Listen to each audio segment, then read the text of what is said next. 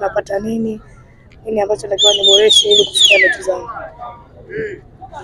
Kocha unafanya naye kazi Melody Hamdi, unaweza kumzungumzia ni kocha wa namna gani? Kwanza mimi niseme tangu mwalimu amekuja kwenye timu kama head coach wa senior team, ni mtu ambaye kwanza ana upendo. Amekuwa akihudhuria mazoezi ya Princess na amekuwa akihudhuria pia mechi ambazo tunacheza hapa KMC kwa maana timu ya wanawake.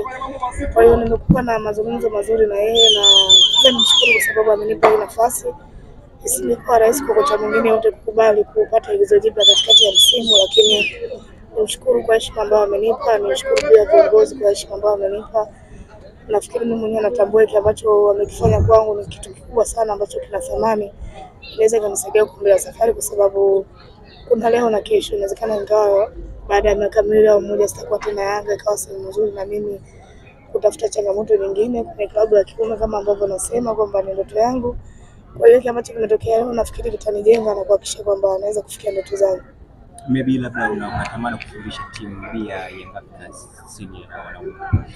Mimi natamani kufundisha timu yote ile ya wanaume, ndio ndoto zangu kwa sababu kwenye mpira wa wanawake nimeshakuwa muda mrefu. Simaanishi kwamba sihitaji kuwepo kwa wanawake, lakini nahitaji kwenda kupata experience zaidi kwa sababu kazi yangu ni ukocha na siwezi kuwa nafundisha wanawake peke yake. Natamani kuendelea kupata challenge nyingine ambayo itanijenga, na mimi kufundisha timu kwenye ligi kuu ya wanaume nafikiri itanijenga zaidi kuonekana kwamba nataka kuwa kocha mzuri. Kwa hiyo siwezi kuwa kocha mzuri kwa maana kufundisha timu ya jinsia moja peke yake.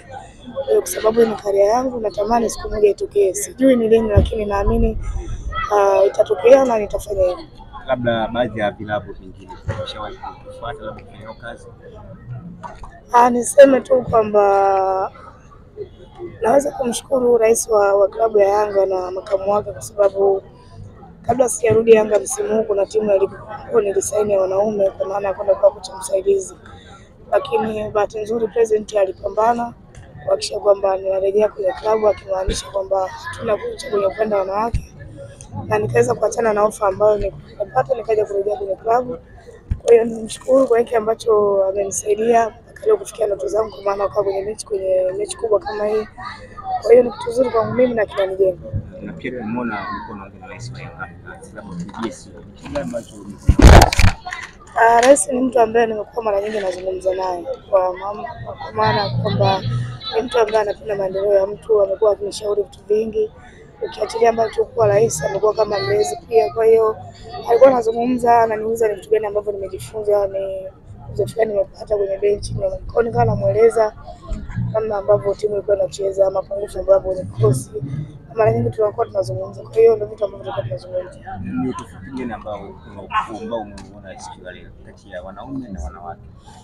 Tofauti ni kubwa, sio kwenye coaching peke yake. Namna kwa manage wachezaji wa kiume ni tofauti na wachezaji wa kike. Na kila mtu anafahamu quality ya wachezaji wa Yanga ambao wako hapa wakubwa, wachezaji wengi ambao wanaweza kucheza klabu yote kutokana na quality yao. Kwa hiyo wa manage wale sio jambo dogo.